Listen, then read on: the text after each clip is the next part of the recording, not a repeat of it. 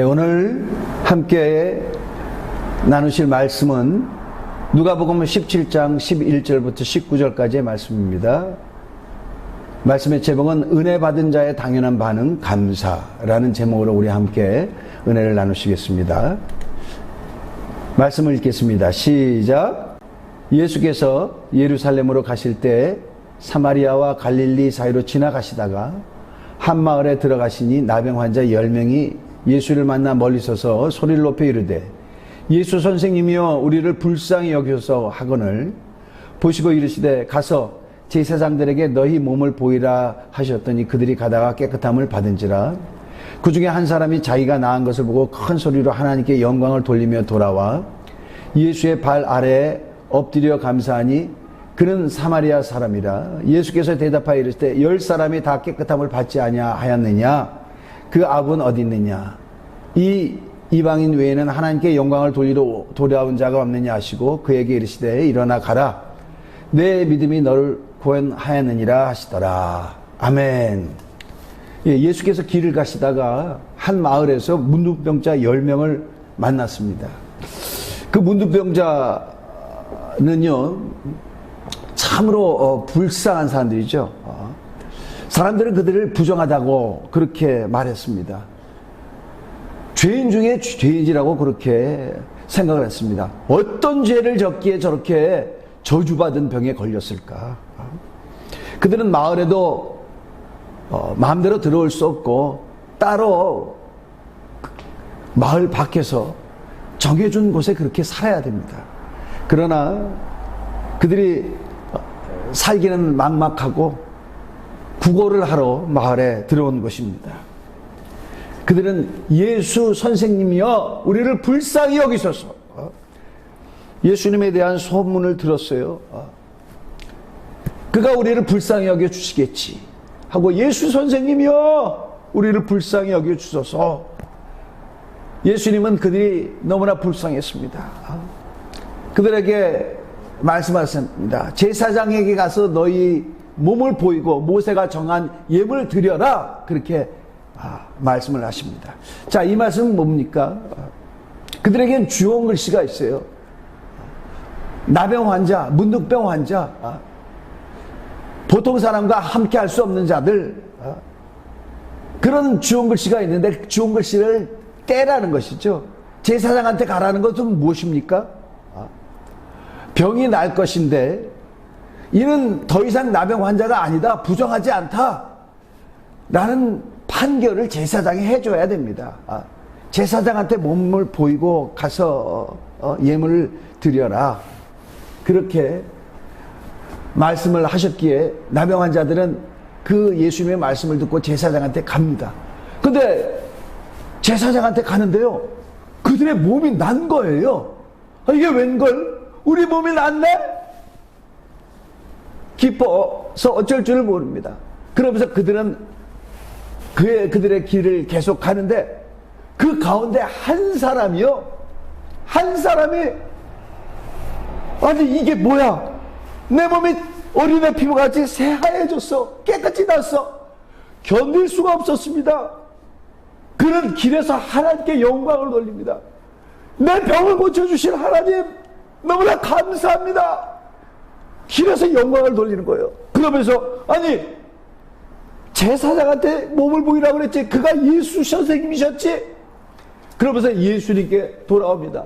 그 발 앞에 엎드려서 절을 했다고 그렇게 성경은 기록하고 있습니다. 자, 예수님은 말씀을 하십니다. 나머지 9은 어디 있느냐? 그들이 다 깨끗함을 받지 않았느냐? 그런데 이 이방인 외에는 하나님께 영광을 돌리러 온 자가 없느냐? 하시면서 말씀을 하십니다. 일어나 가라. 내 믿음이 너를 구원하였느니라. 여러분, 오늘 이 말씀 가운데요, 우리는 구원받은 자가 당연히 효해야 되는 그런 모습이 담겨 있습니다. 자, 여러분, 우리 하나님은 어떤 하나님이십니까? 그에게 나가서 공유를 바라는 자에게 공유를 주시는 분이세요. 불쌍히 여겨달라는 자에게 불쌍히 여겨주시는 분이십니다. 그래서 그 앞에 나가서 불쌍히 여김을 받으려고 하는 것. 이게 믿음이에요. 이게 믿음입니다. 자, 여기 나병 환자들은요, 적어도 이 믿음이 있었어요. 예수 선생이여, 우리를 불쌍히 여기소서. 그에게 간청하면, 그에게 구하면 그가 들어주신다라는 것을 압니다. 근데 여러분, 이들은 병이 났어요. 그 가운데 9명은요 제기를 갔습니다. 우리 주님이 말씀하시는 거예요. 우리 주님이 말씀하십니다. 나머지 9명은 어디 있느냐? 이방인에게는 하나님께 영광을 돌리러 온 자가 없느냐? 그러면서 일어나 가라, 내 믿음이 너를 구원하였느니라. 자, 여러분, 기도를 끝내주게 잘해도 우리 주님이 보시기에 구원받지 못한 믿음이 있습니다. 그 믿음이요, 우리 하나님을 감동시킬 수 있어야 돼요. 어떤 믿음이어야 되느냐? 하나님은 살아계셔, 하나님은 전능하셔, 못하는 것이 없어. 그 정도 가지고는 부족하다는 것을 우리는 알아야 됩니다. 야고보서 2장 19절 말씀을 우리 함께 보시겠습니다. 내가 하나님은 한 분인 줄 알고 믿느냐? 잘하는도다. 귀신들도 믿고 떠느니라. 여러분, 구약 성경에서 이 중요한 줄기가 있죠. 그게 뭡니까? 하나님은 한 분이라는 거예요. 신명기 6장에 모세가 마지막으로 이스라엘 사람들에게 당부하는 것. 더 이상 그들을 인도할 수가 없어요. 그러면서 마지막으로 유언과 같이 당부하는 것이 있죠. 뭡니까? 이스라엘아 들어라. 너희 하나님 여호와는 유일하신 하나님이라는 거예요. 그렇기 때문에 그만 사랑하고 마음과 뜻과 성품을 다해서 그를 사랑하고 그의 말씀을 지켜라. 그럴게요. 자, 하나님이 한 분인 거 아는 거 그걸로 모자라다. 왜? 귀신들도 안다 이 말이죠. 귀신들도 안다. 자, 그리고 성경 우리에게 무슨 말씀을 합니까? 하나님이 살아 계신 것을 아느냐? 그러나 그에게 영광을 돌리지 않고 감사치도 않는 자에게는 하나님의 진노하심에 맡긴다고 그렇게 성경은 기록합니다. 로마서 1장 18절에서 21절입니다. 하나님의 진노가 불의로 진리를 막는 사람들의 모든 경건하지 않은가 불의에 대하여 하늘로부터 나타나나니 이는 하나님을 알만한 것이 그들 속에 보임이라. 하나님께서 이를 그들에게 보이셨느니라. 하나님께서 보이셔서 그들은 하나님을 알만한 것이 그 안에 있어요. 그러나 하나님을 알되 하나님을 영화롭게도 아니하며 감사하지도 아니하고, 그러니까 하나님을 영화롭게도 하지 않고 감사하지도 아니하고. 자, 여러분, 오늘 여기서 보이는 문둥병자 10명 가운데 9명은요 병이 났는데 하나님을 영화롭게 안 했어요. 그러나 이 이방은요 길에서 하나님께 영광을 돌렸다 그랬어요. 그리고 돌아와서 예수님 발 앞에 엎드려 절했다고 했습니다. 여러분, 하나님께 영광을 돌려야 돼요. 근데 그것만 갖고 안 됩니다. 빌립보서 2장 5절부터 있는 말씀이에요. 예수께서는 하나님의 본체예요. 그러나 그 영광을 굳지 않냐고 종의 형체로 오셔서 죽기까지 복종하셨더니 하나님이 그에게 가장 뛰어난 이름 예수 이름을 주시고 또 모든 이로 하여금 그 입으로 예수를 주라 시인하게 하시고 그 앞에 무릎을 꿇어서 하나님 아버지께 영광을 돌리게 했다 그러죠. 자, 진정한 영광은 어떻게 하느냐? 하나님께 예수님께 무릎 꿇는 것입니다. 진정한 영광은 어떤 것이냐? 예수님 앞에 나서 감사하는 거예요. 감사하는 것입니다. 저 사람 정말 믿음의 사람이야. 기도 얼마나 잘하는지 몰라. 그것 가지고 모자랍니다. 진정한 믿음은 어떤 믿음이요? 감사하는 믿음이에요. 예수께서 내 믿음이 너를 구원하니라. 여러분, 문둥병자 나머지 9명에게 너희가 구원받았다고 하지 않았어요. 그러나 돌아와서 하나님께 감사한 이 문둥병자, 이방인 문둥병자에게 예수님이 뭐라고 하셨죠? 내 믿음이 너를 구원하니라. 우리는 이 말씀을요 깊이 우리가 돌아봐야 됩니다. 자, 우리 이 돌아온 문둥병자에 대해서 돌아봅시다. 그때는 어떤 신분이라고 그랬어요? 이방인이라고 했습니다. 이방인, 사마리아입니다. 여러분, 사마리아인, 이방인에게 하나님의 약속이 있습니까? 없습니다. 하나님의 말씀을 맡은 자가 아니에요. 구원과 상관이 없는 자입니다. 근데 이는 예수님께 돌아와서 예수님께 감사를 했어요. 하나님께 영광을 돌렸습니다. 그럼 우리가 한번 다시 봅시다. 그럼 나머지 9명은 이방인이 아니니까 누굽니까? 이스라엘 사람이에요. 이스라엘 사람은 뭡니까? 하나님의 말씀을 그들에게 맡긴 자들이에요. 성전이 있는 자들입니다. 구원의 약속이 있는 자들입니다. 이들은요, 이방인들에 대해서 뭐라고 했느냐? 할례 받지 못한 자라고 그랬어요. 아주 천시했습니다. 깔봤습니다. 없인 여겼습니다. 그런 자들이에요. 근데 이들은 하나님께 영광을 돌리지 않았어요. 이들은 예수님께 감사하지 않았습니다. 왜 그렇죠?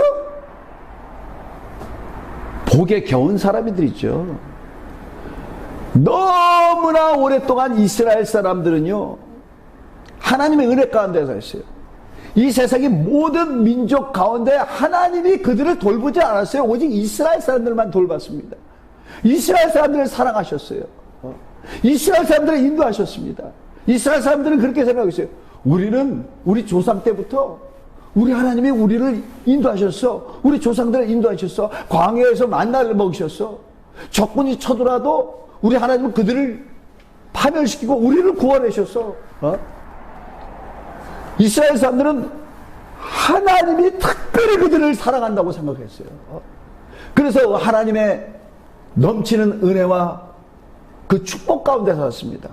넘치는 인도함 가운데 살았습니다. 그 복에 겨워서 살았던 이 사람들은요, 우리 하나님께서 뭘 해줘도 감사가 없었습니다. 꼭 부잣집 애들같이. 부잣집 애들이 어떻습니까? 부잣집 애들은요, 뭘 하나 얻기 위해서 그것 때문에 애가 닳고 마음이 간절하고 해보질 않아요. 그들은요, 뭘 갖고 싶다 하기 전에 다 있어요.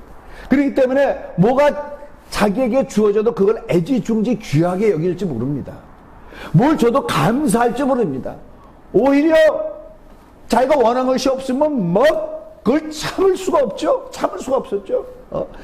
이 문둥병자들이 그런 것입니다. 아니요, 이스라엘 사람들이 그렇게 해왔어요. 이스라엘 사람들은요, 복에 겨워서 살았습니다. 하나님이 엄청난 은혜와 사랑을 주셨어요. 그런데도 그 안에서 자기들이 원하는 것을 하나님이 제한한 것을 견딜 수 없습니다. 여러분, 이스라엘 사람들에겐 제한이 있잖아요. 율법. 뭐뭐 하지 말라들이 있잖아요. 그들은 그걸 견딜 수가 없었어요. 그래서 어떻게 했습니까? 자기들이 하고 싶은 것을 하는 거예요. 그런데 타민족들이 섬기는 신, 그들의 우상은 그걸 허락하잖아요. 그래서 이들은 우상 숭배를 했었습니다. 우상 숭배를 했었어요. 그러나 이방인은 돌아왔습니다. 여태까지 자기는요, 이런 전능하신 하나님의 능력은요, 보도 듣도 못했어요. 세상에. 난 이런 은혜를 경험해 본 적이 없어.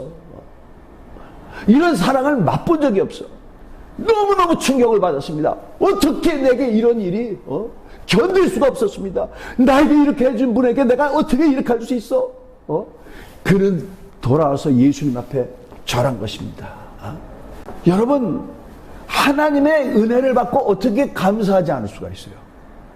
이 세상에서도 그렇잖아요. 사람끼리도 마찬가지입니다. 뭘 받았으면은 마음으로 표해야 되는 것이 아닙니까? 우리 사람들이 결혼식을 하면은요, 거기 가지고 축의금을 드려요. 또 집안에 우환이 생기면은, 부모님이 돌아가셨거나 형제가 돌면 어떻게 됩니까?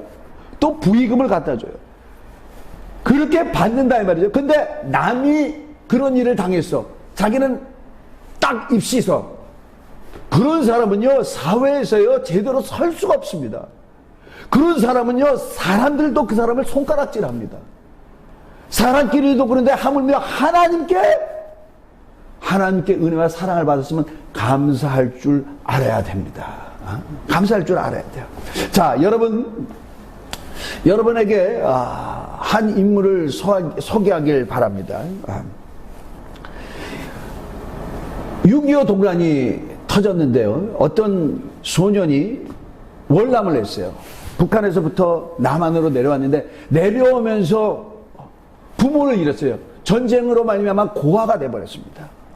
그는 남쪽으로 내려가지고 먹고 살기 위해서요, 이일 저일 닥치는 대로 다 했습니다. 그러다가 미군 병사인 빌리라는 자를 만났어요.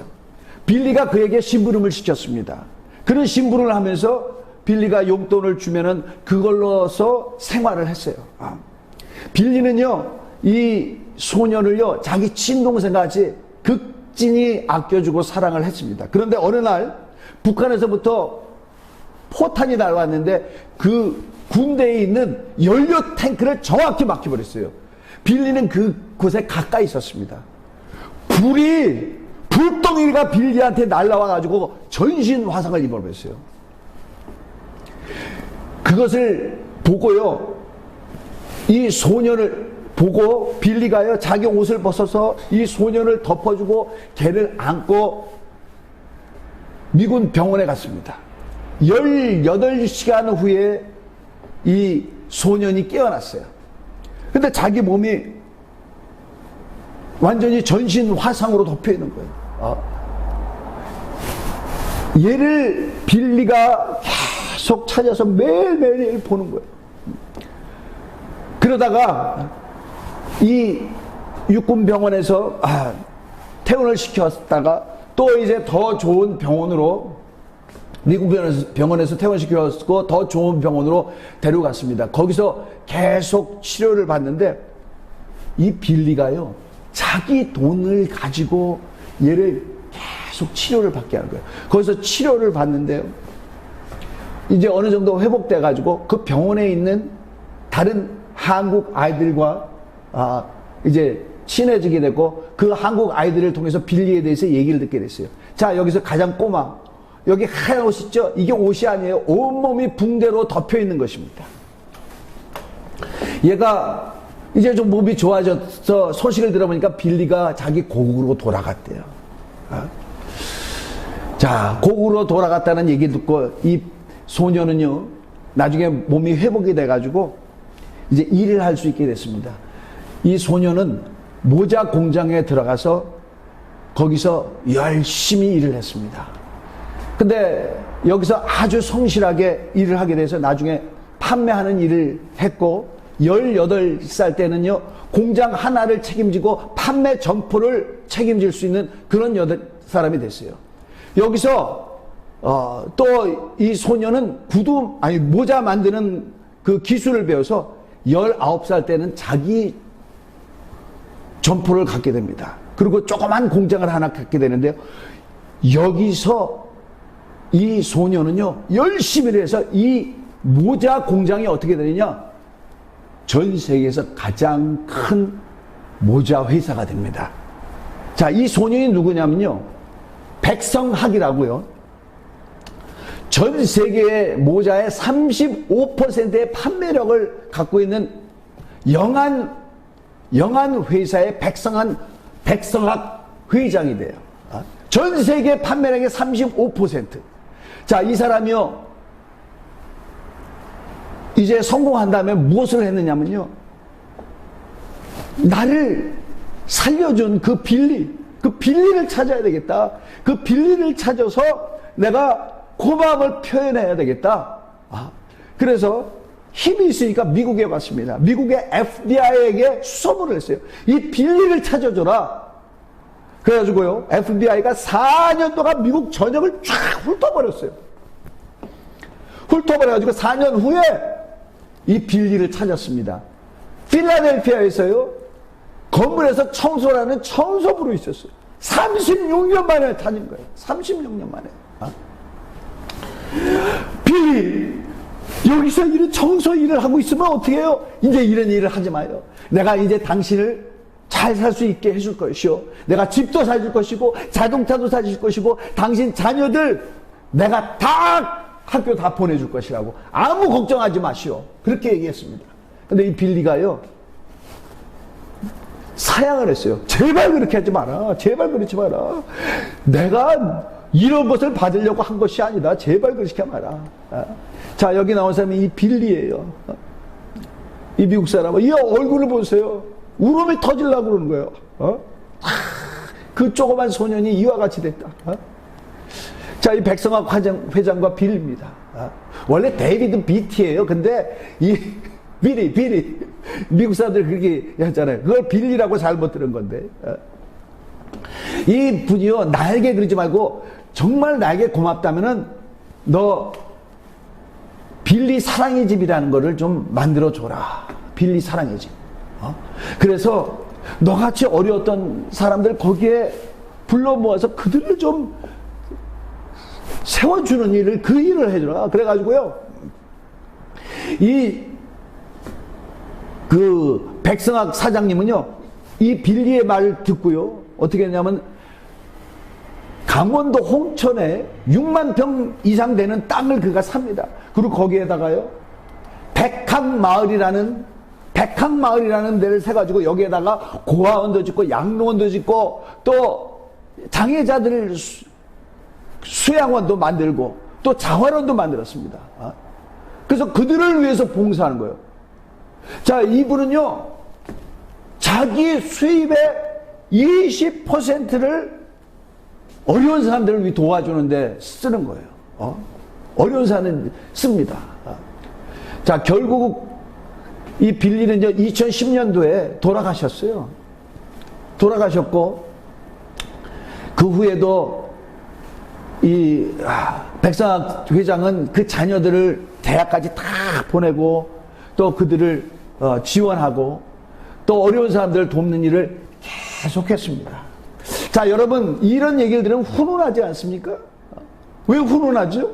우리 양심이 그렇게 얘기한단 말이죠. 은혜를 받았으면, 사랑을 받았으면, 배품을 받았으면 고마워할 줄 알았다. 감사해야 된다. 그가 그 받은 은혜를 잊지 않냐고 그렇게 그를 찾으려고 해서 그렇게 은혜를 갚는구나. 그래야 된다고 우리 양심이 그렇게 말을 하고 있습니다. 여러분 사람에게도 그러는데 여러분 우리가 하나님에 의해서 어떤 은혜를 받았습니까?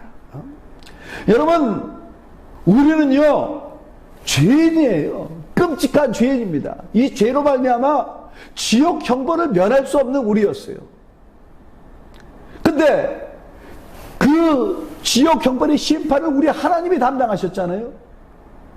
그가 아들 예수를 이 세상에 보내시고 그가 우리 대신해서 십자가에서 죽으셨습니다. 우리가 죽을 죽음을 그가 담당하셨어요. 그가 담당하셨어요. 여러분 아무리 하나님이라 할지라도요 약하고 우리 죄를 없앨 수가 없습니다. 죄의 대가는요 사망이에요. 죽어야 됩니다. 근데 우리를 죽일 수 없는 그 하나님의 사랑이 우리에게 대속 제물로 예수 그리스도를 보내신 것입니다. 여러분 구약 시대 때는요 사람이 죄를 지면은요 이렇게 양이나 염소나 소를 잡아서 제사장에게, 성전에 있는 제사장에게 가지고 옵니다. 성소에 있는 제사장에게 가지고 와요. 자, 죄는 자기 죄를 제물에게 안수해요. 자기 죄가 그에게 전가됩니다. 그 다음에 이 제물을 나는 죄인입니다 하는 사람이 잡습니다. 잡아요. 이렇게 칼로 죽이고 잡습니다. 자, 그러면 저기에 그릇에 잡으면 피가 나오잖아요. 제사장은 그 피를 담아서 담습니다. 그거를 번제단에다가 뿌리는 거예요. 뿌리는 거예요. 자, 이렇게 잡아서 이게 각을 뜨죠. 또 여기 번제단 위에 가서 이거를 불을 태웁니다. 여기서 나오는 이 향기와 연기가 하나님 앞에 올라가는데 이것을 하나님 앞에 올리는 거예요. 올리는 것입니다. 이렇게 해야지 죄가 사한다고 우리 하나님은 이스라엘 백성들에게 그렇게 얘기하고, 이스라엘 백성들은 계속 이와 같은 일을 했어요.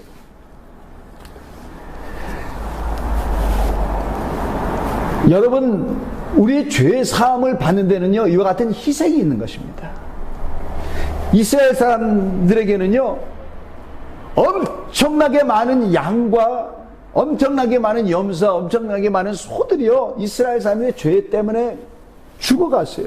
끔찍했습니다. 끔찍했습니다. 그들은 그걸 보고, 내 죄 때문에 저와 같은 일이 일어나는구나, 그렇게 생각을 했어요. 자, 여러분, 끔찍하죠? 내 죄 때문에 소와 양과 염소가 죽는다고 하면 끔찍하죠. 이 일을요, 몇 년 전에 어느 감리교회에서요, 진짜 해봤어요. 수련회를 가는데요, 고등학교 여학생들이 수련회를 갔습니다. 거기서 수련회 가운데 이렇게 했어요. 여러분의 죄악을 낱낱이 써보세요. 그래가지고 그 여학생들이 다 썼대요. 이제는 여러분, 이 양을 갖고 가지고 안수하고, 거기다가 여러분이 쓴 것을 갖다가 다 읽고 양한테 옮겨야 돼요. 여러분이 손을 얹으면 그 죄가 양한테 전가됩니다. 그러고 나서요, 어떻게 되느냐면 양을 잡는 거예요. 이스라엘 백성들은 죄를 진 사람이 양을 잡았지만 그거를 여학생들한테 시키지 못하고 여학생들 보는 가운데서 양을 잡았어요. 여학생들 눈앞에서요, 자기 죄가 옮겨진 그 양들이 거기서 피를 흘리고 죽었어요. 목을 따는데 그냥 양이 거기서 꼬꾸라져 버리는 것입니다. 그거를 보는데요, 어떤 여학생이 거기서 기절을 했어요. 너무 충격을 받아서, 너무 끔찍해서. 여러분, 죽음이라는 것이 이렇게 끔찍한 것입니다. 피를 흘리는 것이 이렇게 끔찍해요. 짐승이 죽는 거라 할지라도 이것을 보면 너무너무 끔찍한데, 그런데 짐승도 이런데 우리를 위해서 죽으신 예수님은 어떤 분이십니까? 죄가 없으신 하나님의 아들이에요. 그는 창조자십니다. 죽을 수 없는 분이 되십니다. 그가 내 죄가 없기 때문에 죽을 수가 없어요. 그런데 그가 내 죄를 쓰신 거예요. 그가 내 죄를 뒤집어 쓰셨습니다. 하나님은 그에게 죄를 정하시고 그가 십자가에 달려서 하나님의 진노, 죄에 대한 진노를 그가 담당하셨어요. 내가 죽어야 될 죽음을 그가 담당하셨습니다. 여러분, 이런 것을 보면은요, 우리 주님 앞에 미안한 마음을 가져야 돼요. 양이 죽은 것을 보고도 여학생이 충격을 받아가지고 기절을 했는데, 우리 주님이 내 죄 때문에 죽으셨다고 그 사실을 접하면은요, 우리 주님 앞에 미안한 마음을 가져야 돼요. 미안한 마음. 그게 뭡니까? 회개죠. 베드로가요, 성령을 받더니 유대인들에게 가서 전도를 했습니다. 너희들, 하나님의 아들, 무지하신 자들, 너희들은 죄인으로 정하고 십자가에 못 박았다. 그런데 그가 하나님의 아들이라는 증거가 나타났어요. 너희들은 죽였지만 하나님은 그를 다시 살리셨다. 예수는 부활하셨다. 그 예수님이 부활했다는 소문이요, 이스라엘에 쫙 퍼졌었어요. 왜? 예수님이 들어가 있던 그 무덤에 정말 누구도 옮길 수 없는 그 엄청난 돌이 거기에 막혀 있었는데, 그 돌이 옮겨졌고 예수님 시체가 없어져 버렸거든. 그래서요, 이스라엘 전역에 예수님이 살아나셨다는 소문이 쫙 퍼졌어요. 그 가운데 베드로가 너희들은 하나님의 아들을, 무지한 자를 십자가에 못 박았다. 그 얘기를 들으니까 이스라엘 사람들이 마음이 너무너무 찔리는 거야. 살인하지 말라 그랬는데 우리는 하나님의 아들을 죽였잖아. 너무너무 괴롭습니다. 그래서 베드로한테 그럽니다. 그럼 우리 어떡하냐? 형제 우리가 어떡할까? 너희들이 각각 회개하여 죄사함을 받아라. 그날 그들은 회개했습니다. 3,000명이 회개했어요. 베드로의 설교 듣고. 여러분, 나를 위해서 예수님이 죽으셨대. 하나님의 아들이 죽어야 돼. 이 얘기를 들으면 회개해야 됩니다. 이 얘기 들으면 미안해할 줄 알아야 됩니다. 하나님이 죽으셨는데. 자, 그러면 죄 없으신 하나님의 아들이 날 위해서 죽으셨다라는 얘기로 회개만 합니까? 아니죠. 우리 하나님은 우리가 평생 회개만 하는 것을 원하는 것이 아니라 내가 너를 얼마나 사랑하느냐, 내가 너를 얼마나 사랑하냐, 내가 너를 얼마나 귀하게 여기느냐. 창조물이 피조물을 위해서 죽으셨지만 죽는다는 건 사랑이 없으면 불가능하잖아요. 그것을 알으라는 것이죠. 그래서 어떻게 해야 됩니까? 우리가 그 은혜에 감사하는 것입니다. 감사하는 것입니다.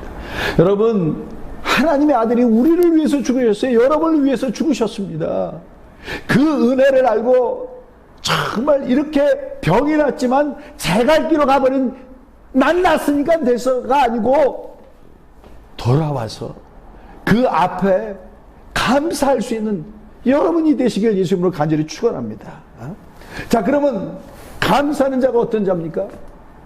시편 50장 23절에 이런 말씀이 있어요. 감사로 제사를 드리는 자가 나를 영원하게 하나니 그의 행위를 옳게 하는 자에게 내가 하나님의 구원을 보이리라. 그렇게 말씀했어요. 자, 감사로 제사를 드리래. 구약 사람들은요, 하나님 앞에 제사를 뭘로 드렸느냐면요, 양이나 소나 염소를 가지고 드렸어요. 죄사함 받기 위해서도 그들이 드렸지만 또 화목제로 드리고 또 감사제물로 드리기도 그랬거든요. 근데 어떻게 하느냐? 이 은혜가 아니라 감사로 드리다. 우리 하나님은요, 양이나 염소 이런 것을 드리는 것을 기뻐하시는 게 아니고 우리 마음으로, 감사하는 마음으로. 오늘날은 우리가 제사 드리지 않지만은 뭘로 우리 하나님 앞에 나갑니까? 예배로 나가죠. 예배로. 여러분, 우리가 예배 때 찬송을 부릅니다. 왜 그렇게 모르는 찬송을 막 부르려고 애를 써요? 왜 이렇게 오전에 피곤한데도 막 목을 써가면서 찬양을 부릅니까? 감사로 제사를 드리라고 그랬으니까. 감사로 제사를 드리라고 그랬으니까. 그렇게 하는 것입니다. 또 감사를 아는 자는 어떻게 할까요? 어떻게 감사하는 것일까요? 예수님은 내 죄 때문에 죽으셨어요. 예수님과 전혀 상관없이, 하나님과 전혀 상관없이 내가 원하는 대로 살았던 그 삶 때문에, 그게 죄악인데 그것 때문에 예수님이 죽으셨어요. 이제는 그 은혜를 받은 사람은 어떻게 돼요? 주여 나를 위해서 죽으심을 너무나 감사합니다 하는 자는 어떻게 삽니까? 이제는 나를 위해서 사는 것이 아니에요. 내가 전에 죄를 짓고 살았던 그 삶을 끔찍히 여기고 내가 어떻게 저렇게 살았을 수가 있었을까? 죄악의 삶을 미워하는 것입니다. 돌이켜서 우리 하나님을 기쁘시게 하고 하나님 말씀대로 사는 것입니다. 변화를 받는 것입니다. 변화를 받는 거예요. 내가 물질을 써도 그전에는 나를 위해서, 시간을 써도 그전에는 나를 위해서 했지만 이제는 주님을 위해서 쓰는 것입니다. 주님을 위해서 쓰는 것. 또 어떤 것이 감사한 것입니까? 어쩔 줄 모르는 것이 감사해요. 그가 나를 위해서 죽으셨대요. 이 큰 우주에서 보이지도 않는 그 지구 안에 있는 70억 명이 넘는 그 사람 가운데서 나를 돌아보시고 그가 나를 위해서 죽으시고 나를 찾아오셨어요. 내가 뭔데? 주님이, 여러분 여기 교회당에 앉아있는 것이 내가 나온 것 같죠? 절대로 그렇지 않습니다. 우리 주님의 은혜가 아니면 절대로 그렇지 못했습니다. 아니, 왜 나를 이렇게 사랑하실까? 왜 나를 사랑하실까? 정말 그가 하나님의 아들이라는 게 믿어진다면, 정말 그가 무죄한 자를 믿어진다면 견딜 수 없는 것입니다. 이 안에 막 마음이 뜨거워지니까, 아니 내가 뭔데 그가 나를 사랑하셔, 내가 뭔데 그가 나에게 은혜를 베푸셔. 견딜 수 없는 것입니다. 이 문둥병자가 견딜 수 없어서 주님 앞에 와가지고 그 앞에 무릎을 꿇고 감사한 것 같이, 이 백성학 회장이 계속 자기를 돌봐준 그 빌리를 생각하고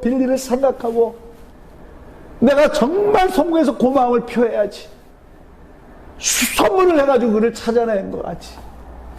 여러분, 우리가요, 감사하는 사람은요, 주님을 찾아내는 것입니다. 주님 앞에 나가는 것입니다. 주님께 돌아가는 것입니다. 여러분, 우리가 예수님 만날 때 어땠습니까? 견딜 수 없었죠? 견딜 수 없었죠? 다른 거 필요 없었죠? 그냥 주님의 은혜 때문에 펑펑 울고 그러지 않았었습니까? 여러분, 그때 계산이 됐습니까? 여러분, 시간의 계산이 됐습니까? 여러분, 물질의 계산이 됐습니까? 전혀 안 됐죠. 너무 감사하니까. 근데 여러분, 그렇게 울어본 것이 언제입니까? 그렇게 계산이 안 돼 본 것이 언제입니까? 주님의 은혜 때문에 다른 것을 못했을 때가 언제입니까? 여러분에게 그 마음이 계속 있습니까? 여러분의 그 뜨거움이 그것이 계속 있습니까? 여러분, 오늘은 추수감사절이에요. 추수감사절이 뭡니까? 우리 주님이 나를 구원해 주신 것을 감사하고, 또 1년 동안 베풀어 주신 은혜에 감사해서 했는데, 이것은 구약시대에 이스라엘 사람들이 초막절 수장젓을 한 것을 우리가 오늘 비슷하게 하는 거예요. 그들은 왜 하나님이 그들에게 초막절과 수장절을 지키라고 했는지 아세요? 감사하지 않으니까. 오늘 추수감사절, 1년 중에 한 번 절기구나, 감사하자, 이런 감사가 아닙니다. 그들은 하나님의 은혜를 몰랐어요. 사랑을 몰랐어요. 근데 우리는 알잖아요. 성령을 통해서 알잖아요. 이스라엘 사람들이 하나님을 아는 것과 상대가 되지 없는 엄청난 큰 은혜와 사랑을 우리 하나님께서 우리 영혼에 부어주셨잖아요. 여러분, 정말 마음으로 진정을 다해서 우리 주님께 감사할 수 있는 여러분이 되시길 바랍니다. 마음으로 돌아갈 수 있는 여러분이 되시길 바랍니다. 그가 나를 위해서 구원해 주셨고 정말 베풀어 주신 그 은혜 때문에, 주여 나는 아무것도 없어도 됩니다. 몰라요. 다른 거는 하나 알 수 있는 것은 주님께서 내게 놀라운 은혜와 사랑을 베푸셨다는 것. 누가 뭐라 그래도 나는 이것은 압니다. 누가 뭐라도 나는 이것 때문에 다른 것들을 다 포기할 수 있습니다. 할 수 있는 저와 여러분이 되시길 예수님으로 간절히 축원합니다. 기도하시겠습니다.